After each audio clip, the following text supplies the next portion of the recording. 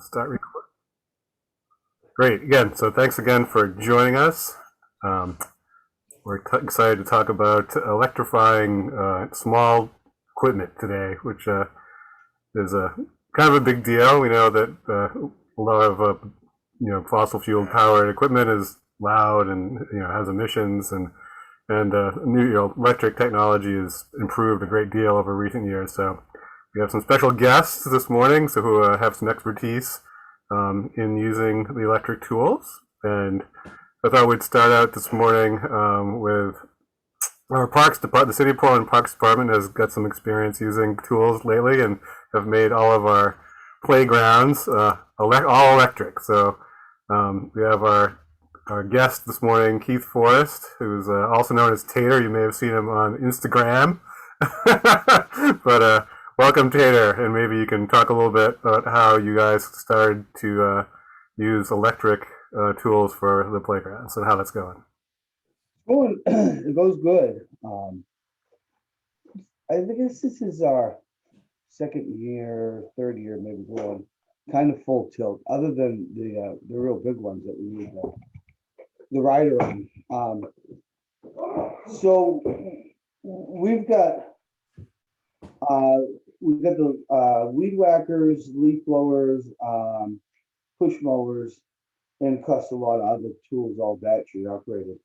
And it works good. The mower, I think, has more power than a gas one.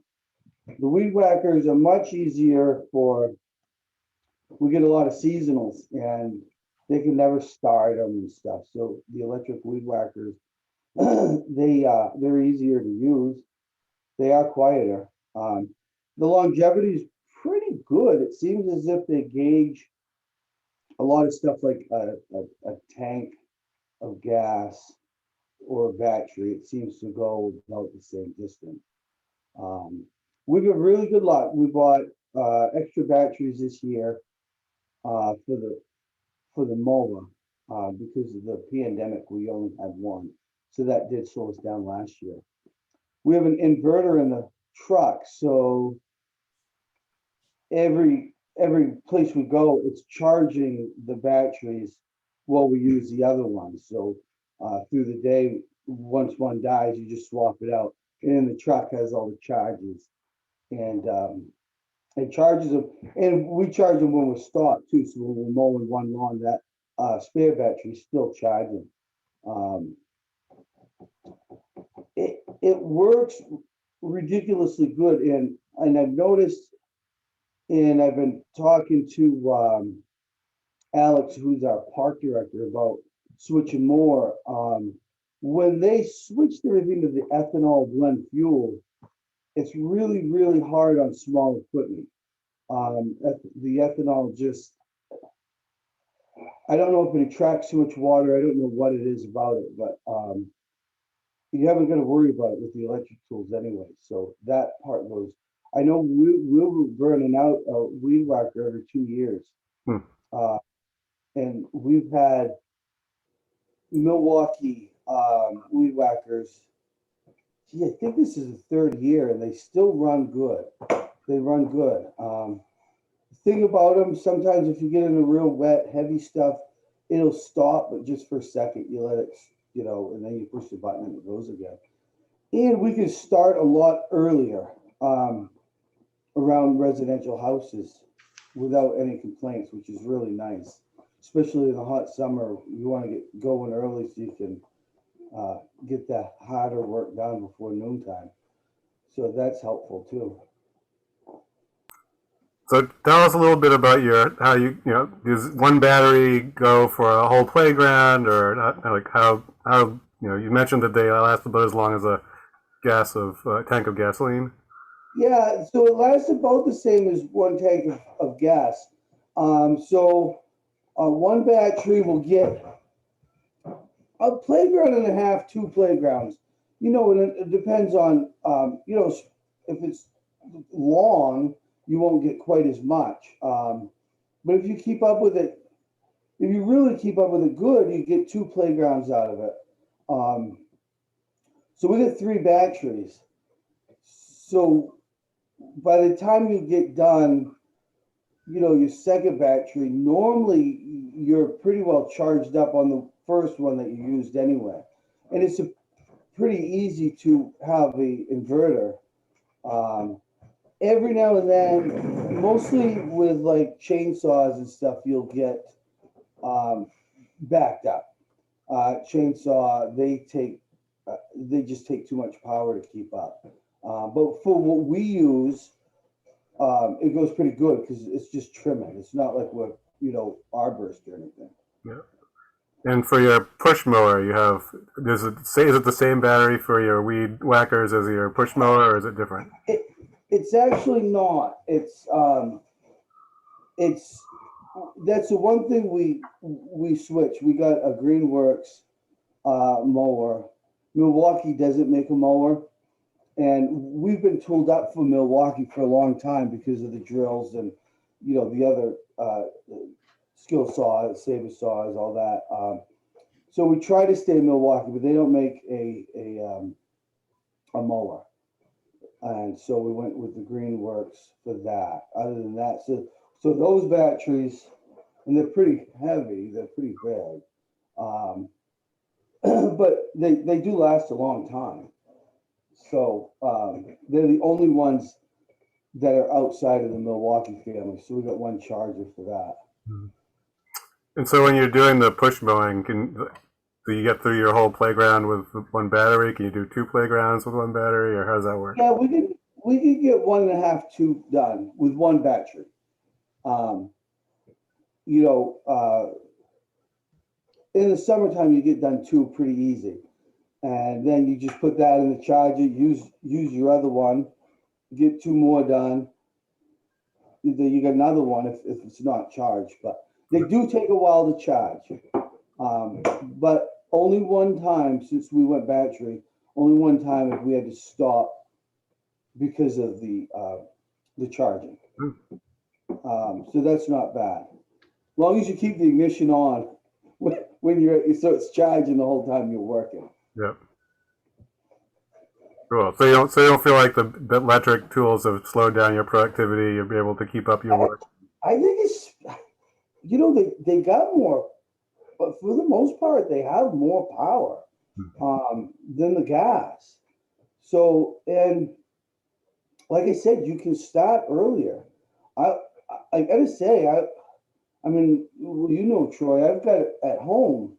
I use electric too because I got the solar panels, and when you start using them, they are way more powerful than you think.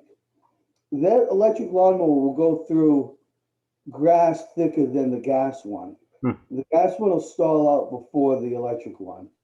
Um, there's really that I've seen. There's no cons as long as you're set up, and it is initially kind of expensive because you do need enough of the batteries to make sure that you can keep going. But I haven't seen. I mean, you get a seasonal right out of high school that can run a weed whacker. You just push a button. You don't have to try and prime it, start it, fuel it up. Um, I haven't seen anything, and like I said, one time in 2, 3 years isn't bad to have to slow down. And that was fault. That was human error because we didn't leave the ignition on. Normally we shut off the truck, but you leave the ignition on and it keeps charging. But I haven't seen anything wrong with them. The longevity seems to be better because, like I said, the gas when they switched over to ethanol, it really fouls up small engines. Hmm. So cost wise, I don't think you're losing because you're not replacing the whole thing. You're just buying spare batteries. Mm-hmm. Cool. Well, that's great. That's good news to hear. So, Casey, do you want to introduce Barnaby and talk about what Barnaby's working on?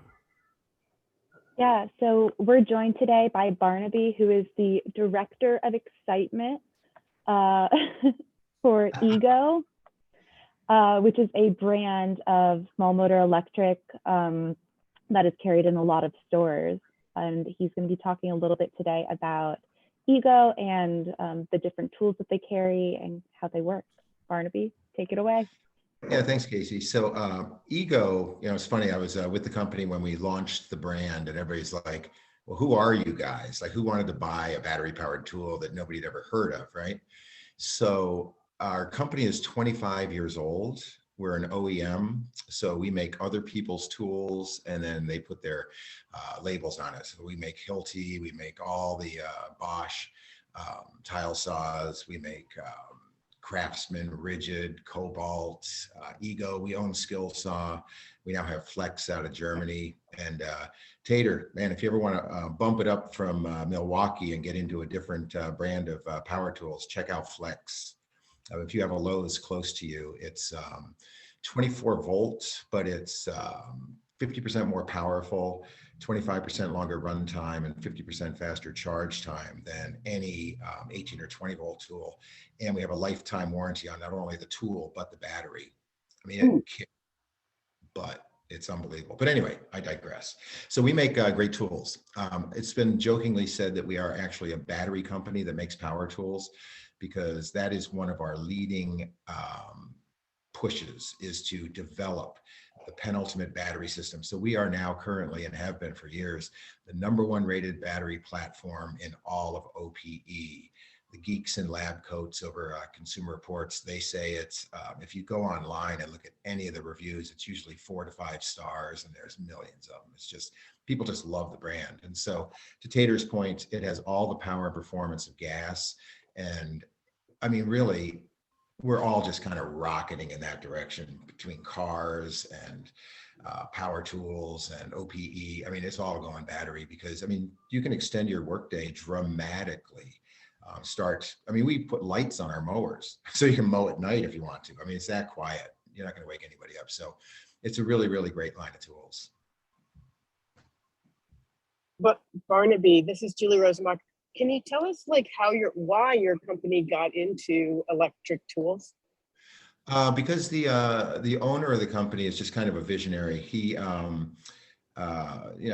started the company 25 years ago. He pulled like a Jerry Maguire moment, where he was selling power tools for somebody else, and he just walked into the office and said, why can't we build a better tool and give it to the customer at a better price? And they kicked him out of the office, and he took 2 people with him and started Shervon, which is the name of the company. He's just an innovator. The first tool he developed was a laser guided circ saw. Then he developed the laser measuring device. So, I mean, he's thinking outside the box. And I think his ultimate aim many years ago was to develop a battery powered car, which he is still working on. And we make car parts for Porsche, Mercedes, and Audi. So we are just battery centric. He looked over the horizon many, many years ago and just said, hey, this is the way it's going. And honestly, it took us 8 years to develop the battery. I mean, that's how much thought we put into things. There's a lot of companies out there that just say, you know what, let's just throw it on the market and see what happens, and we'll make it better if we have to. I mean, we grind every detail and make sure it's great, if not perfect, before we release anything. And that's why people are always going like, come on, Ego, introduce a pressure washer, come on, a log splitter. And we're like, hey, just cool your roll there for a second. We're working on the OPE so we can dominate that first. So we are just the penultimate makers of batteries at this point. That's really interesting. I think certainly for EVs and other equipment, the battery is the key. Can you talk a little bit about maybe how the development process and where you started, where you are now with battery technology? Yeah. So what we did is we buy the cells, and that's it. We make everything else in the battery. We make the power management system. The batteries. If I would just take it down. I'm going to take this light over here, which is kind of cool. I'll show this to you. This is one of our new developments, which is a portable light, which has all the panels. It runs off of our battery. So every Ego battery fits and runs every Ego tool. So we have 60 plus tools in the line at this point. And this is the battery right here. And it's 56 volt, and we call it arc lithium because you can see the arc there, right? So what does that get you in life? Tater, when you held up the Greenworks battery, that's what's called a brick, right? So what we did is we thought the enemy of every battery is heat, because under load, everything heats up, right? And that degrades the performance and the lifespan of the battery cells. So by fanning them out in an arc, and now we have vents here, vents here, vents here, you can keep the battery cooler, have it run longer, charge faster. But as they say on TV, but wait, there's more. Every one of the cells is wrapped in what we call keep cool cell technology. So imagine just like a sleeve around every cell, and that is going to liquefy slightly when it gets warm, creating almost like a perspiration effect where it off gases the heat again. It's going to run longer, live longer, and you don't have to like let it sit and cool down before you charge it again, which is if we just did a field comparison between Greenworks and Ego, we just put the mowers side by side and just started mowing and mowing. And what we found with Greenworks sometimes is under load, it would heat up and it would just stop. And this is over an extended period of time. It would stop, then you'd have to let it sit there and cool down before it would start again and or charge. So this is going to just give you just a better user experience. But again, like I said, everything within this battery is manufactured by us, except for the top sourced cells, which would be Panasonic or Samsung, or, I mean, honestly, we use the same batteries that Tesla uses, only smaller. Interesting. So in terms, oh, go ahead. Troy, Yeah. Troy, if I could just add something, I just want to point out double down on what Barnaby just said. In a world where our phones are, and our laptops and so many products are made for planned obsolescence, and you can't just simply switch out a battery, you got to get a whole new device. The fact that the same batteries fit in every single device, I think is a fantastic strategy, and I think that's very smart, and I appreciate that part. Well, and Tater, getting back to you with the Milwaukee, that was the brilliance of Milwaukee and DeWalt and Makita and Ryobi in some regards, in that they had so many batteries on the landscape that run the hand tools. They said, well, we're not going to build a different battery for the OPE. We're just going to say, hey, use your drill battery on the trimmer. And I've used the Milwaukee side by side with the Ego. And I got to say, Milwaukee's a monster. I mean, it's torquey. That string trimmer gets up and after it. Yeah, exactly. But I think if you were to go A, B, and this gets into the weeds a little bit, so to speak, it's just Ego is just kind of a more elegantly produced tool in that it just kind of floats in your hands. It's super well balanced. It's quieter than the Milwaukee. There's less of a grindy sound in the gearbox, but I mean, they both get the job done. And they're both much quieter than gas. It's just, to Julie's point, once you get into the ecosystem here with these batteries, and they're not cheap, right? Because 80% of the cost of any one of our tools is the battery. But the great thing, because of the technology in the battery, is these guys have about 1,000 charge cycles. So if I were to do like the homeowner metric, let's say you mow your lawn 30 weeks out of the year, divide that into 1,000, that's 30 years of use. And I always just go, well, cut that in half. That's 15 years of use. Cut that in half. It's 7.5 years of use. I mean, the longevity is crazy. And the recharge time on these batteries, this guy, if you put it on this is a 2.5 amp hour, which would go on like a string trimmer. This would charge in about 35 minutes. Put it on the mower charger, which is a 550 watt. It'll charge in 40 minutes if you do it on the included 210 watt charger. So lightning fast charging, doesn't hurt the battery because of the construction of the power management system and everything. So it's just a great tool. It's just something you should try, and see what you think. And that's kind of that's the one thing about going on battery is that if you're already set up for a certain tool, and we've always been set up with Milwaukee, so to strengthen that is a much bigger investment. And Absolutely. there are different products out there that you kind of like, well, DeWalt makes a backpack blower, which is great, which Milwaukee did. But you're not gonna go buy a DeWalt and then buy batteries and then charge it for that one tool. So you kind of just stay in your lane. Absolutely. Yeah. And that's why, whenever anybody comes into any one of the big box stores or whatever, the first question I tell the associates to ever ask is, are you already into a platform? I mean, you're not there to sell the product, you're there to help the customer. And so to your point, Tater, it's just like once you're in the family of batteries, you probably run that way. But if you have the fact that we have 60 tools and growing, there's more versatility in our line. So if you have to stray from Milwaukee because you have a special need, I would advocate trying Ego out just to see. I mean, if you have a special tool, right? Like we've got a great telescoping chainsaw, pole saw. We've got snow blowers. We got Z's. We've got a 52-inch Z that will cut for 4 hours on a single charge. So, if ever the need arises, just think about Ego, give them a whirl. So yeah, we could certainly ask questions a long time, but I see there's a lot of folks in the audience, and unfortunately, it looks like the chat feature isn't activated. So feel free to just chime in if you want. Go ahead and so jump in. Anyone in the audience who has a question or something, either for Tater or for Barnaby. Looks like Alan, you were first. Okay, thanks, Troy. This is a question about battery maintenance. I have an Ego chainsaw, and when I had not used it for a while in the winter, I came up with a non-functional battery indication, which is a red light on it when you press the button. I went to my local hardware Ego dealer and said, well, what does this mean? He said, it means the battery is junk and you'll need a new battery. And they cost about $250. Mm-hmm.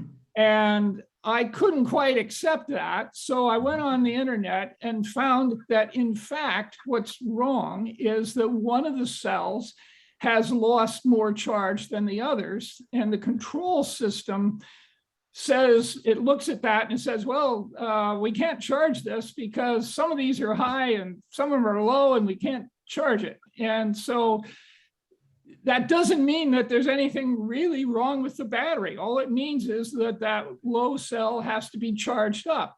And so I figured out how to do that and revived my battery, and I'm still using it. Mm-hmm. Ego needs to provide that service for their customers. In other words, if you come up with a battery that has that problem, you should be able to take it to the dealer send it back, they fix it and send it back to you, and it's not cost $250. Right. So the intelligence of the battery, once again, inside the power management system, I have yet to figure out, I mean, I got to talk to the engineers about this, but there is actually a clock inside here, or more like a timer. And so if the battery sits dormant for 30 days, it will automatically self-discharge down to 30%, which is the optimal storage capacity. That's why we always say to take the battery off the charger after it's charged to allow the clock to begin ticking, so to speak. I've never heard of this single cell issue. I'm just so proud of you for taking the battery apart and charging up that one cell, if that's what you did. I think that shows amazing abilities. But the batteries, I have a 3-year warranty. And so I would always say register the battery if ever, when you buy one. And if ever there's a problem with it within those 3 years, we'll just give you a new battery. I mean, no questions asked, we just mail it to you and just tell you to take the battery to the closest recycling center.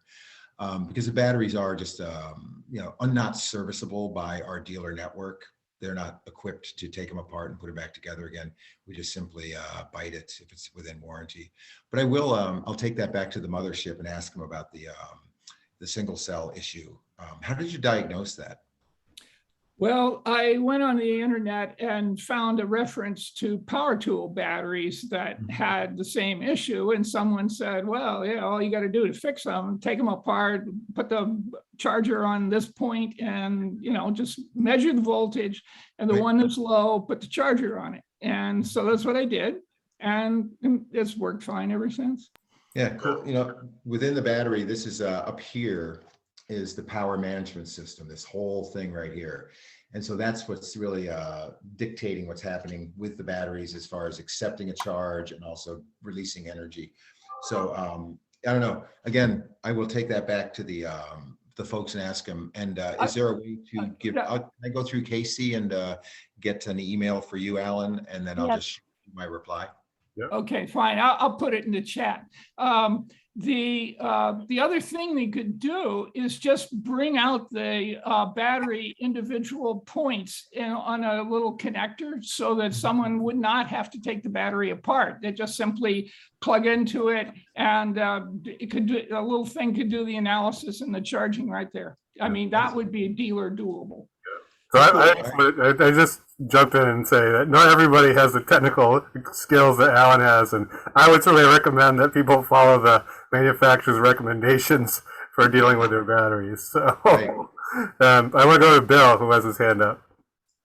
Yeah, thank you, Troy. I guess a question both for Barnaby and for Tater. I was in Lowe's 2 days ago, and I was looking at the Ego 21-inch cutting, 75-minute mower, and they're quite expensive, $800.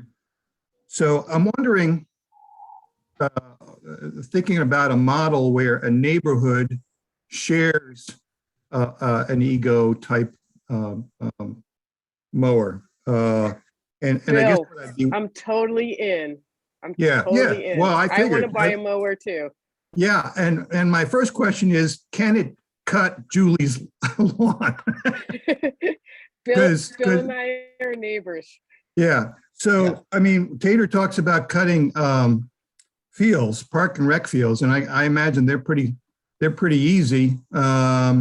Residential lawns can be more challenging, and I don't think that's a question for the motor, for the battery as much as it is for the wheels and the structure of the mower itself.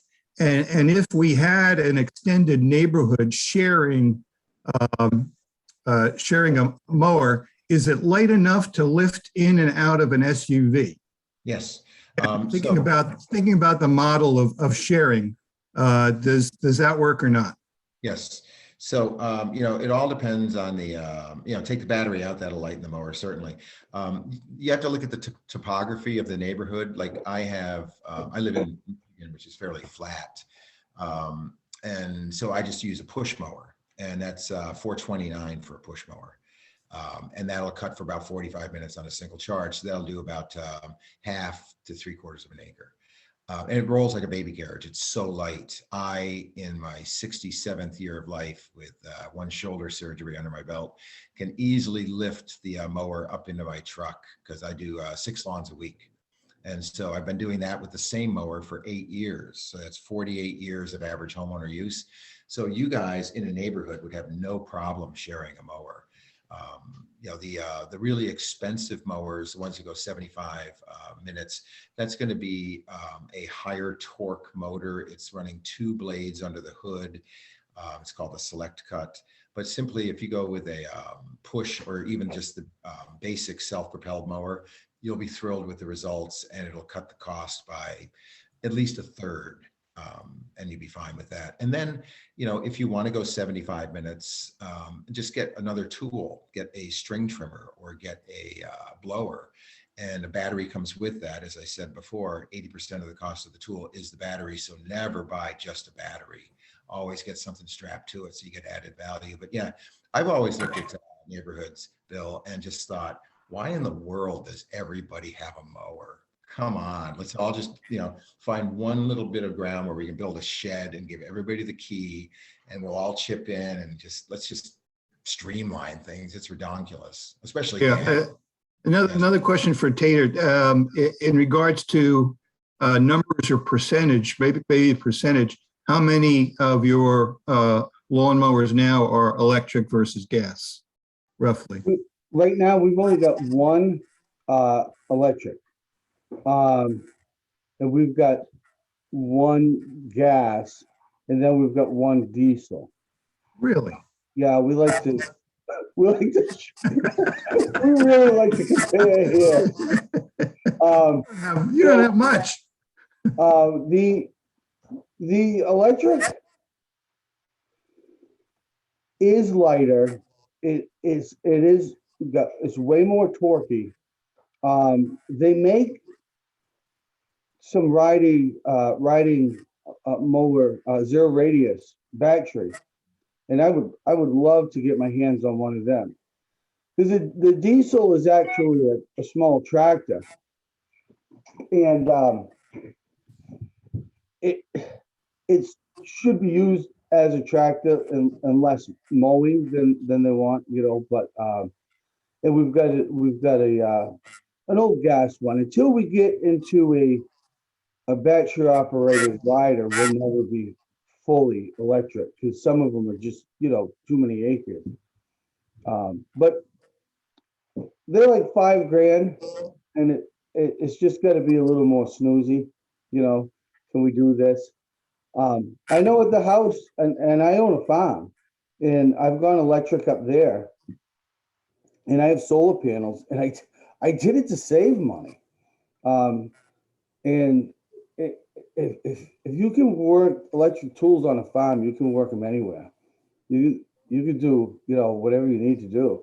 And I love it because I got the panels on my roof, and I have a battery bank. I'm off grid, and I just plug it in. I mean, they take quite a bit of power. You make sure you don't do it at night, but um, I think they're great. I don't know. We've got one small what do you call it? Snowblower. It's a small little one. And that even works really good. The only thing that we're not impressed with it is it only blows in a straight line. And so you can't direct the snow where you want it to go. So we hardly ever use it. But I really am pretty faithful in them. And at the house, I just got a cheap Ryobi. You know, and they're not supposed to be the best thing ever, but I've been running that for 4 or 5 years. Cool, thank you. Let's go to Chalmers has had his hand up for a while, so let's go over to Chalmers. Hi, thanks so much for this session. I live in Freeport. I'm working with a group called Freeport Climate Action Now, and a small group is working on leaf blowers. And we've done some research, and you guys have really provided a lot more information. I have two questions. One is total life cycle. Because I was taken aback when people were talking about recycling lithium-ion batteries and saying, in some instances, once you look at the total life cycle, you're not environmentally better off because of the need of recycling the lithium and to produce it in the first place. So I just wondered if anybody had talked about that. The second question is, the cost of, the cost of a leaf blower, and the couple of landscape outfits we've talked to said you just can't generate enough blowing power, I forget what the term is, with electric. But I wondered if you guys said, no, that's not the case. Our leaf blowers are completely fine. Thanks. We've got 2 backpack gas powered blowers. And there are definitely, especially in the spring, spring cleanup. You really need them. I guess the only thing about a leaf blower that I really don't like is that goes through the power really fast. A leaf blower will go through a 5 amp chainsaw battery in 15 minutes.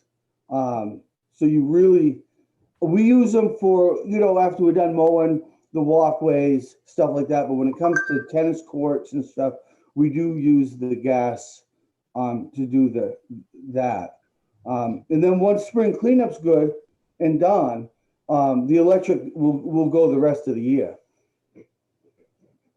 Yeah, I would try to counsel the users of the blowers. We come from a gas background, right? Where everybody with the trigger on a blower is just like full throttle. You never see anybody like going half throttle or just, inching leaves along.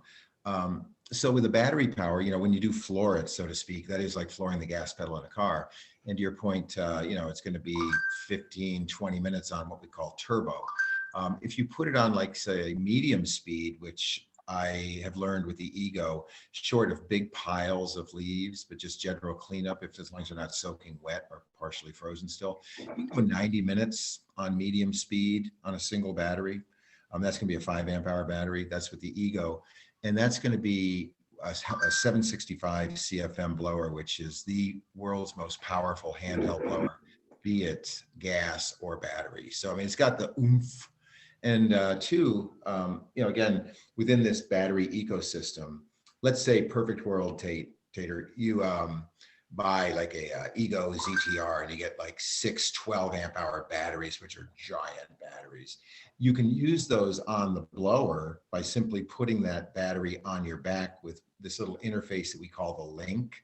So it allows you to carry a heavy battery on your back and then has an umbilical that goes into the tool. So now you would, with a 12 amp hour battery, you would quadruple your runtime on a handheld blower. So there's all sorts of ways to kind of work the problem, so to speak. But again, Tater's been the man that has had his hands on the electric stuff, and he understands the cost of the batteries and everything else. You really got to kind of just say, are we ready to say goodbye to gas? Because it's a nickel to charge an Ego battery. It's 39 cents a day to run it all day long versus pre-mixed fuel or whatever you might be using. There's no maintenance. So you really have to find like the bean counter in the bunch and just say, how much are we spending on operating costs, maintenance, and replacement? Because with the ethanol now, with the separation of the fuel, it separates oil and water and then just goes to town on the valves. If you don't stabilize the fuel within 30 days out of the gas tank, I'm talking about the gas pump, that fuel is going to kill your tool. So there's all sorts of things you have to think about. But on the issue of the environmental friendliness of the batteries, yes, there is the mining and there is the disposal. There are recycling centers, and I honestly do not know what they do with them. Like you bring them to Home Depot and then they bring them to somebody else. And I'm not sure if they, much the same as with computers, when you get those recycled, if they try to harvest things and reuse them. But the equivalency of the environmental impact is operating a gas mower to mow your lawn these days is the same as driving a Ford Raptor from, I think it's, LA to Denver. You know, that is the environmental impact of gas, whether, because it's probably a pretty efficient truck these days. It's awful for the environment. You think of all the people that are mowing and blowing and string trimming and all day, every day. And it's just like, it's brutal on the environment. So it's whether it's what we're breathing or what's going back into the earth that's a problem with recycling. I don't know. It's kind of a balance of which evil we have to conquer first. I just want to also add from a residential perspective. I have an Ego leaf blower and we have so many leaves. And I am fond of using it on turbo, and I know that runs the battery down faster, but I simply borrowed a friend's battery and I would just switch them out and just keep going on turbo. But it does also work if you don't use turbo and just do it in bits and pieces, because we have to do it. It's not just one day a year that we do it. We have to do it sort of weekend after weekend. And so it's been, I find easier than a gas powered one, because if you have multiple batteries, you can just keep switching them out, and it's such a friendly tool, and it does not have that mind-blowing noise that just is so irritating to everybody in the neighborhood. That I think is environment is noise pollution. Yeah, they call it the devil's hair dryer. We got so that we mulch our leaves now. The leaf removal has just, there's really no need of it anyway, really. I mean, it's pretty, but by mulching them up, you can get them into fine enough to just work them into the soil, which is better all the way around for everybody. And especially if you're running the battery one. I know like Deer Oaks Park, they still do removal, but all of ours, this will be the third year that we stopped removing them. We remove them, we spend a day in a park, we drive a diesel truck up to the dump, we dump it out, we come back, we do that 3 or 4 times. or we spend 3 or 4 hours mulching them at the end of the year. And I mean, as long as you keep up with them. So we went with that, and that seems to be better all the way around than the removals. So yeah, I mean, our blowing isn't used for that other than cleaning out the ravine, things like that. Yeah. Now, we also have, I showed you this battery, right? We also have our giant commercial battery. I call it giant. It's 28 amp hours worth of power. So it's the same as Stihl, right? They've got their big backpack battery.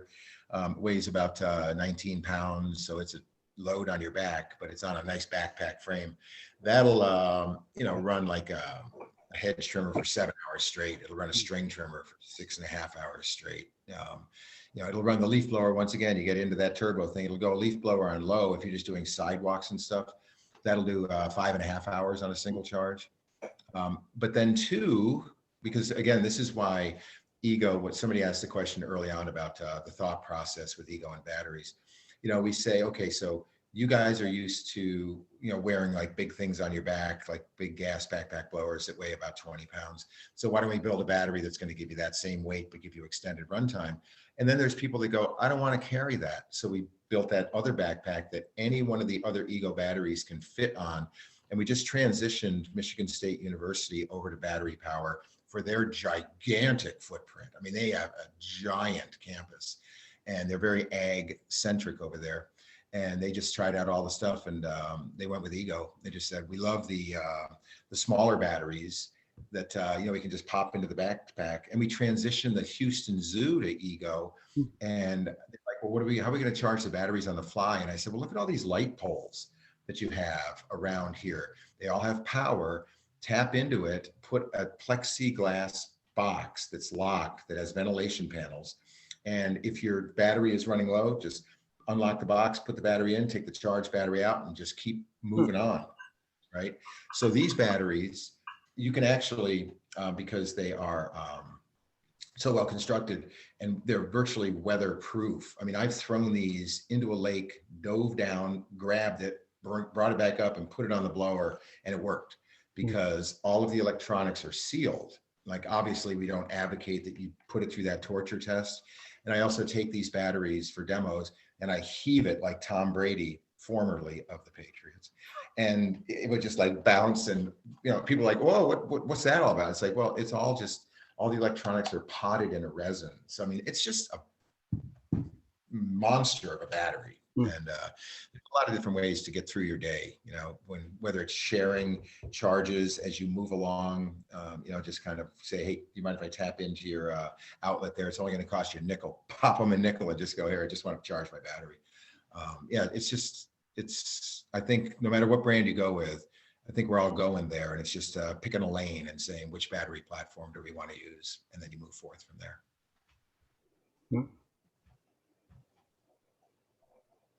Suddenly the class has grown quiet. Yeah. So in personal experience, I have used like for wood, for building material like saws, and I've been using battery for quite a while. It's much more convenient than trying to run your core. I think most people seem to be moving toward battery powered hand tools for like woodworking and construction because it's so much easier. Having like, where are you going to plug this in? And I can carry it outside. So that's been working out really well for me. I know I have a battery lawnmower and a battery string trimmer that had pretty good success with. So I know, like, I used to have the old gas powered string trimmer, and it's like trying to make that thing start was it's so aggravating. So happy to be on battery platform for that, for sure. Well, and in the very near term, we are working on it, as are a lot of other people, because the bugaboo with batteries is the recharging. And so there are currently some box trucks that I've seen at some of the big OPE shows that they have deep well batteries in them. So you would have a giant battery in the belly of the truck, and then at night you would roll it into the barn, charge the battery, and then during the day you'd be carrying all your landscaping tools around, and you would just put them on the charger in the truck, and it would charge them quickly.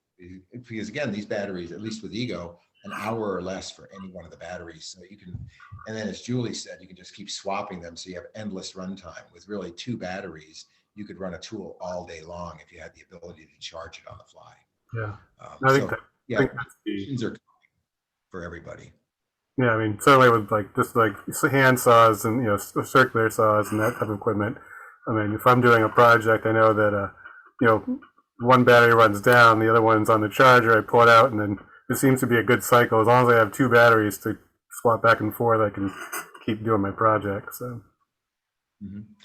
And again, Tater, when we were talking about the cost of things, the ROI, I think we did the metrics on it. I think it's about 3 years to get the full recouping of investment on the tool and battery. And that's, it's not so much making your money back, but extending your workday in the process, and also just such a much healthier experience for the user. You're not going to have the white finger syndrome. You're not going to have to wear cans on your ears. You're not going to be inhaling all the fumes, especially if you're doing hedge trimming and you're up like this on high hedges. You're just sucking fumes all day long. So you got to kind of weigh it and say, how do we want to be here? Do we want to be more friendly to the user, more friendly to the bystanders? Like in parks, I mean, you can't be lighting it up and when the kids are playing and having just the screeching and all that. So I think you guys are forward thinking and being sustainable up in Maine, and that's great, because usually you think it's all California, right? It's going to go green on the West Coast and eventually find the East Coast is honestly, I mean, there's so many bans on gas blowers at this point popping up on the East Coast. It's crazy. Everybody's thinking the same thing. It's just a question of who has the guts to do it. Well, most of our times, I think, all but maybe 2, you've got houses and apartments all the way around them. Oh, yeah. So, we start at 7. We start a little bit later, and that's part of the reason why. But it is nice to be able to get in at 7, normally have your truck preloaded, and just be able to go out and get started. And nobody's ever said anything of us starting early with the electric. I know for a while we have that C-clip fix thing, and the blowers are the gas blowers are always on that, but nobody's ever said anything. And our blower's it's not super quiet, but it's still nowhere near as loud as a gas. I think pushing all that air at once has got some noise to it. Yep. Now, so do you guys know what's happening in California with the banning of 2-stroke gas engines? I heard that. Yeah. Yeah. So that, I think, that's just like ripping the Band-Aid off, right? I mean, that's forcing the issue with the commercial crews, because it's not that they're going to say it's outlawed. It's that no new 2-stroke OPE will be sold in the state of California after 2024. So I think we're going to see a tectonic shift in technologies as regards charging. Maybe the cost of batteries will come down because other players will get into the game saying, look at the giant market that just popped up over there. So we're going to see some big things happening as a result of that. But again, it just all kind of speaks to the mood of America. I think COVID tipped us over the edge, where people were at home and they started to experience the blow and go crews that would come and go like clockwork in the neighborhood. So almost 8 hours a day, there was a sound that was annoying going on. And people were like, I had no idea this was happening. And so that's when the neighborhood bans started to pop up. And so when people see what's happening in the city of Portland with the commercial crews using battery power, I think that gives them confidence as residential users to say, hey, if it's good enough for these folks, it's good enough for us as a consumer. So I think it's good leading by example on your part. So Barnaby, I just want to follow up on that. So just in terms of foreshadowing, I think if there's at all 2 bold cities that might think of at some point trying to introduce a ban, it would be Portland and South Portland. So that is on the list of things to think about. In the meantime, Bill, to a little bit to what you said, just want to let people know it's premature to announce this, but we've applied for a grant that we're really hoping to get and have proposed opening the South Portland Electric Tool Library. We call it the Spettle. And Mhm. it would have all the electric tools that people could borrow, multiple of them, except for maybe the snow blowers, because I don't imagine people are going to come for a snowstorm.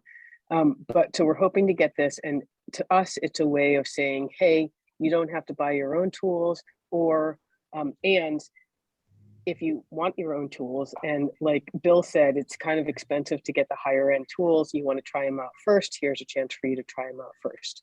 So we're really hoping that what we can do is add this Spettle to our existing swap shop, and we'll hear hopefully very soon and let people know about that program.